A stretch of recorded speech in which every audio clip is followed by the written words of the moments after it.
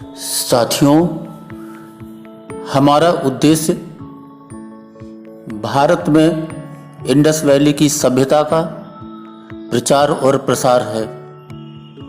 साथियों, आज की कड़ी में हम आपको मकर संक्रांति के विषय में कुछ जानकारी देंगे ताकि आप इस जानकारी को जानकर अपनी सनातनी सभ्यता को समझ सकें।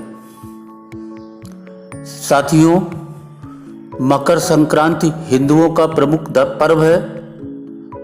मकर संक्रांति पूरे भारत और नेपाल में किसी न किसी रूप में मनाया जाता है। पौष मास में जब सूर्य मकर राशि पर आता है तभी इस पर्व को मनाया जाता है।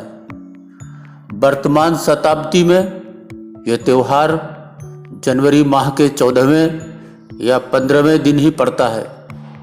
इस दिन सूर्य धनु राशि को छोड़ मकर राशि में प्रवेश करता है। भारत में यह विभिन्न नामों से जाना जाता है। साथियों, मकर संक्रांति जो नाम है वो भारत में छत्तीसगढ़, गोवा, उड़ीसा, हरियाणा, बिहार, झारखंड, आंध्र प्रदेश, तेलंगाना, कर्नाटक, केरल, मध्य प्रदेश, महाराष्ट्र, मणिपुर, राजस्थान, सिक्किम, उत्तर प्रदेश, उत्तराखंड, पश्चिम बंगाल, गुजरात और जम्मू में इसे मकर संक्रांति के नाम से जानते हैं। ताई पोंगल, उज्वर, तिरुनल इसे तमिलनाडु में कहते हैं। उत्तरायण, उत्तरायणी इसे गुजरात और उत्तराखंड में कहते हैं।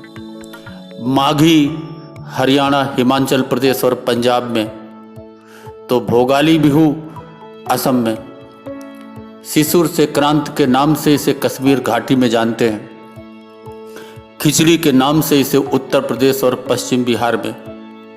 पौष संक्रांति पश्चिम बंगाल में, तो मकर संक्रमण कर्नाटक में। वहीं लोहड़ी के नाम से इसे पंजाब में जानते हैं।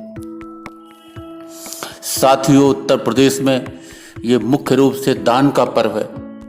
इलाहाबाद में गंगा, यमुना व सरस्वती के संगम पर प्रत्येक वर्ष 1 माह तक माघ मेला लगता है, जिसे माघ मेले के नाम से जाना जाता है। 14 जनवरी से ही इलाहाबाद में हर साल माघ मेले की शुरुआत होती है।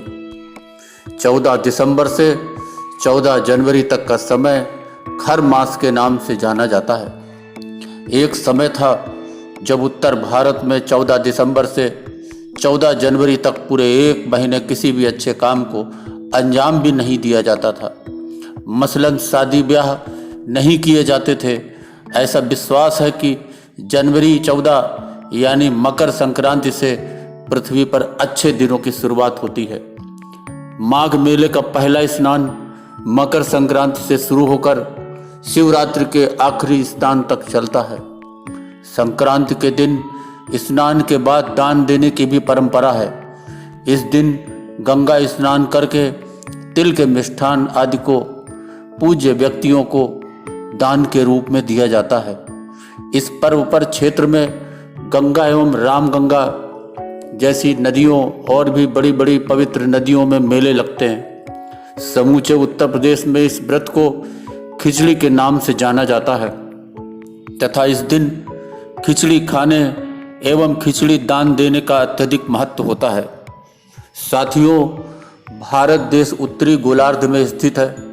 मकर संक्रांति से पहले सूर्य दक्षिणी गोलार्ध में होता है, अर्थात भारत में अपेक्षाकृत अधिक दूर होता है। इसी कारण यहाँ पर रातें बड़ी एवं दिन छोटे होते हैं तथा सर्दी का मौसम होता है। किंतु मकर संक्रांति से सूर्य तथा उत्तरी गोलार्ध की ओर आना शुरू हो जाता है, अर्थात सूर्य उत्तरी गोलार्ध की ओर बढ़ता है। अतएव इस दिन से रातें छोटी एवं दिन बड़े होने लगते हैं तथा गर्मी का मौसम शुरू हो जाता है। दिन बड़ा होने से प्रकाश अधिक होगा तथा रात्रि छोटी होने से अंधकार कम होगा। साथियों, इसलिए मकर संक्रांति पर सूर्य की राशि में हुए परिवर्तन को अंधकार से प्रकाश की ओर अग्रसर होना माना जाता है। प्रकाश अधिक होने से प्राणियों की चेतनता एवं कार्य शक्ति में वृद्धि होगी। ऐसा जानकर संपूर्ण भारतवर्ष में लोगों द्वारा विविध रूपों में सूर्य देव की उपासना, आराधना एवं पूजन करके उनके प्रति अपनी कृतज्ञता प्रकट की जाती है। ऐसी मान्यता है कि इस दिन भगवान भास्कर अपने पुत्र शनि से मिलने स्वयं उसके घर जाते हैं।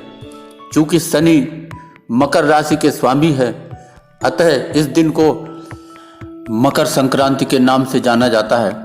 महाभारत काल में भीष्म पितामह ने अपनी देह त्यागने के लिए मकर संक्रांति का ही चयन किया था। मकर संक्रांति के दिन ही गंगा जी भागीरथ के पीछे पीछे चलकर कपिल मुनि के आश्रम से होती हुई सागर में जाकर मिली थी। साथियों, कुंभ में स्नान करने से कई प्रकार की बाधाओं से मुक्ति मिलती है। इस बार पहला प्रमुख स्नान मकर संक्रांति पर पड़ रहा है। इस दिन 5 ग्रही योग भी बन रहा है, जो प्रथम स्नान को और भी अधिक विशेष बना रहा है। इस दिन मकर राशि में सूर्य का प्रवेश होगा। मकर राशि में इस दिन सूर्य के साथ गुरु, शनि, बुध और चंद्रमा भी मौजूद रहेंगे। कुंभ स्नान से शनि की अशुभता और राहु केतु से बनने वाले दोषों से भी निजात मिलती है।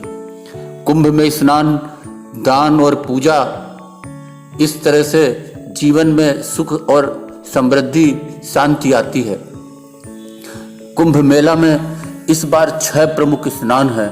पहला स्नान मकर संक्रांति को है। इसके बाद दूसरा स्नान 11 फरवरी को मौनी अमावस्या की तिथि पर होगा। इसके बाद तीसरा स्नान 16 फरवरी को बसंत पंचमी के पर्व पर होगा। चौथा स्नान 27 फरवरी को माघ पूर्णिमा की तिथि पर होगा।